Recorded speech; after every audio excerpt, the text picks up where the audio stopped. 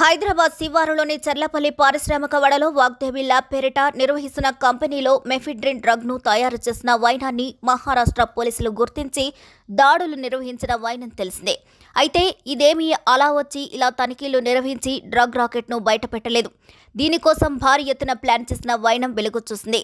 మాదక ద్రవ్యాల దందా గుట్టురట్టు చేసేందుకు నెల రోజుల పాటు మహారాష్ట్ర పోలీసులు తీవ్రంగా శ్రమించారు. ఇందులో భాగంగా పోలీస్ కానిస్టేబుల్ కూలీగా కంపెనీలోకి వెళ్లి అక్కడ జరుగుతున్న భాగోతాన్ని గుర్తించి పక్కాగా నిర్ధారణ అయ్యాకే దాడులు నిర్వహించినట్లుగా తెలుస్తుంది. ఇక ఈ దందాలో ప్రధాన నిందితుడిగా ఉన్న శ్రీనివాస్ విజయ్ ఓలేటి, అతని వద్ద కెమికల్ ఎక్స్పర్ట్ గా పనిచేస్తున్న తానాజీ పండరీనాథ్ పట్వారిని అరెస్ట్ చేసిన వైనం తెలిసిందే. ఇక ఈ ఆపరేషన్ వివరాల్ని మహారాష్ట్ర విరార్ పోలీస్ కమిషనర్ నికేత్ కౌశిక్ స్థానిక మీడియాకు వివరాలు వెల్లడించారు.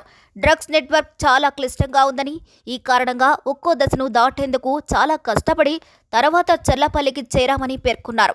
మెఫిడ్రిన్ తయారీకి శ్రీనివాస్ విజయ్ గురుగ్రామ్లోకి కిమియా బయోసైన్స్ అనే కంపెనీ నుంచి ముడి పదార్థాలు తెప్పించినట్లుగా మహారాష్ట్ర పోలీసులు గుర్తించారు. పదార్థాలను అసలు పేర్లను పక్కన పెట్టేసి ఇతర పేర్లు ఉన్న లేబుళ్లను వాటికి అంటించి హైదరాబాద్కు తరలించేవారని చెప్తున్నారు. ఇక మార్కెట్లో కిలో మెఫిడ్రిన్ విలువ 1.25 కోట్లుంటే శ్రీనివాస్ విజయ్ మాత్రం తన నెట్వర్క్ను 50 లక్షలకి అమ్మినట్లు తాము గుర్తించినట్లు చెప్తున్నారు. మొదట్లో హైదరాబాద్లోని టెకీలను మెఫిడ్రిన్ అమ్మేవాడని, ఆ తర్వాత ఇతర రాష్ట్రాలకు సరఫరా చేయడం ద్వారా షురూ చేసినట్లు చెప్తున్నారు. గతంలో హైదరాబాద్ టెకీలు మెఫిడ్రిన్తో పట్టుబడిన విషయం ఈ సందర్భంగా గుర్తు చేసుకున్నారు.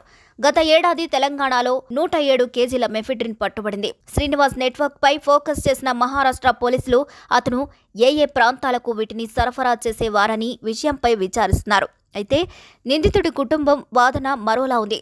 శ్రీనివాస్ విజయ్కు అప్పులున్న విషయం అందరికీ తెలుసని, అలాంటప్పుడు డ్రగ్స్ తయారీకి లక్షలాది రూపాయలు విలువ చేసే ముడి పదార్థాలు ఎలా కొంటాడని ప్రశ్నిస్తున్నారు. ముంబైకి చెందిన ఓ వ్యక్తికి శ్రీనివాస్ విజయ్ బాకీ ఉన్నారని, అతను కక్ష కట్టి డ్రగ్స్ కేసులో ఇరికించినట్లుగా ఆరోపిస్తున్నారు.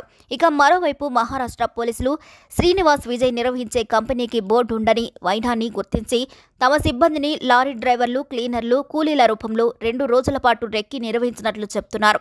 రోజు కూలీగా కానిస్టేబుల్ పంపి ఆ కంపెనీలో పనిచేయడం ద్వారా అక్కడేం జరుగుతుందన్న విషయాన్ని తాము గుర్తించామన్నారు. సదరు కంపెనీలు డ్రగ్స్ తయారీ జరుగుతున్న అంశంపై పక్కా సమాచారం అనంతరమే దాడులు నిర్వహించినట్లుగా చెప్తున్నారు. ఇక చర్లపల్లి కంపెనీలో మెఫిడ్రిన్ తయారీకి వినియోగించే ముడి పదార్థాలు, రసాయనిక డ్రమ్ములను మహారాష్ట్ర పోలీసులు ఆదివారం తరలించారు. మొత్తంగా ఈ వ్యవహారం చర్లపల్లి పారిశ్రామిక వాడలో సంచలనంగా మారింది. మరి ఈ వీడియోపై మీరేమనుకుంటున్నారో కామెంట్ చేసేయండి. మరిన్ని వీడియోస్ కోసం మా ఛానల్ని లైక్ చేయండి, షేర్ చేయండి, సబ్స్క్రైబ్ చేయండి.